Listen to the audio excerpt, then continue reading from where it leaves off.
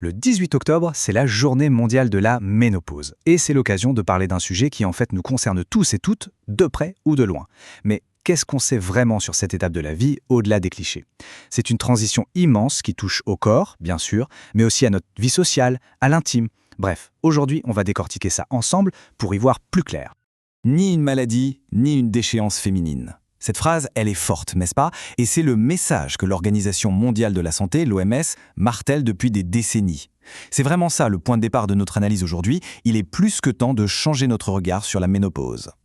Et c'est vraiment le cœur du sujet. Il faut bien comprendre que ce n'est pas une idée nouvelle, on parle de 1984. C'est à ce moment-là que l'OMS a posé les choses très clairement. La ménopause, ce n'est pas une maladie à traiter, c'est un processus biologique tout à fait normal.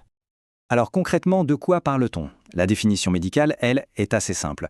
On dit qu'une femme est ménopausée après 12 mois consécutifs sans règles. Tout ça, c'est dû à quoi? À la baisse naturelle de la production de deux hormones clés, les œstrogènes et la progestérone. Et ces hormones, elles ont un rôle un peu partout dans le corps. Et attention, ce n'est pas comme un interrupteur qu'on bascule du jour au lendemain. Hop, c'est un processus qui se déroule en 3 étapes. D'abord, il y a ce qu'on appelle la périménopause. C'est la période de transition, les cycles deviennent un peu anarchiques. Ensuite, la ménopause elle-même, qui est donc confirmée au bout d'1 an. Et enfin, la post-ménopause, qui va durer des dizaines d'années. C'est une phase où les symptômes s'apaisent souvent, mais où il faut trouver de nouveaux équilibres pour sa santé.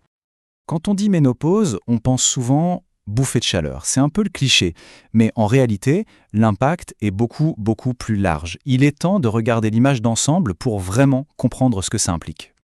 Et l'échelle est vertigineuse. D'ici 2030, on estime que plus de 1,2 milliard de femmes dans le monde auront plus de 50 ans. 1,2 milliard, on n'est pas du tout sur un sujet de niche là.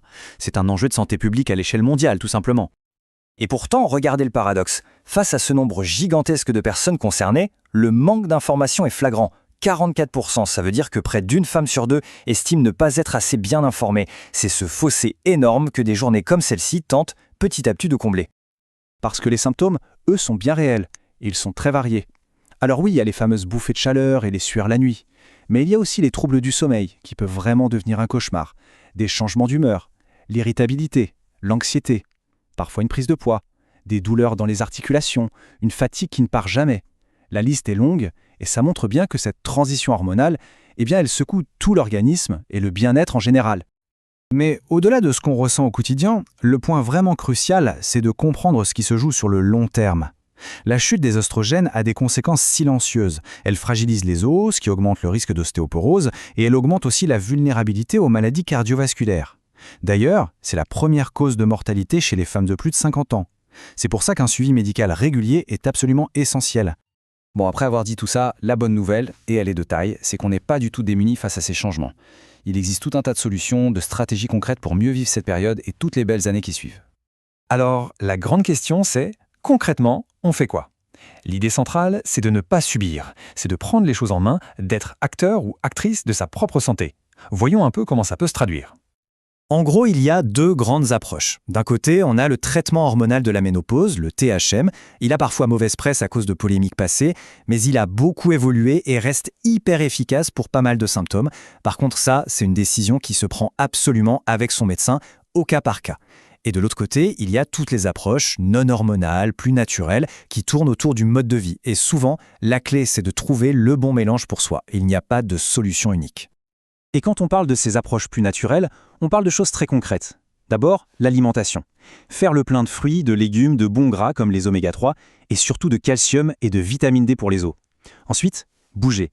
Un peu chaque jour, c'est l'idéal, en mélangeant du cardio et un peu de renforcement musculaire.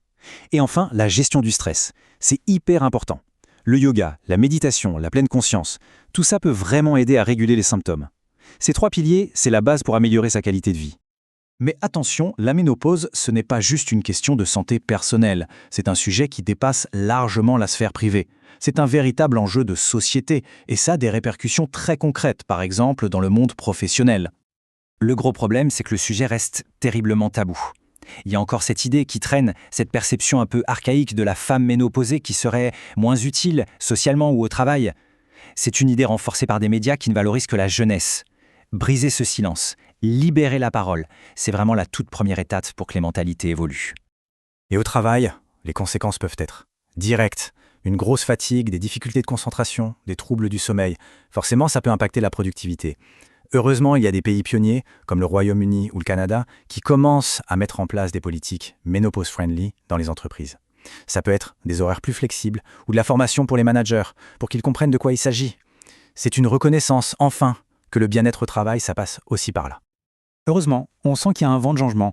Le discours est vraiment en train d'évoluer. On assiste à une vraie prise de conscience qui est portée par des femmes qui, tout simplement, n'acceptent plus de subir ce silence et ces vieux préjugés. Il y a un chiffre qui fait vraiment réfléchir.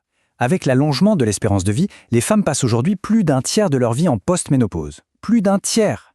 Quand on réalise ça, ça change complètement la perspective, non?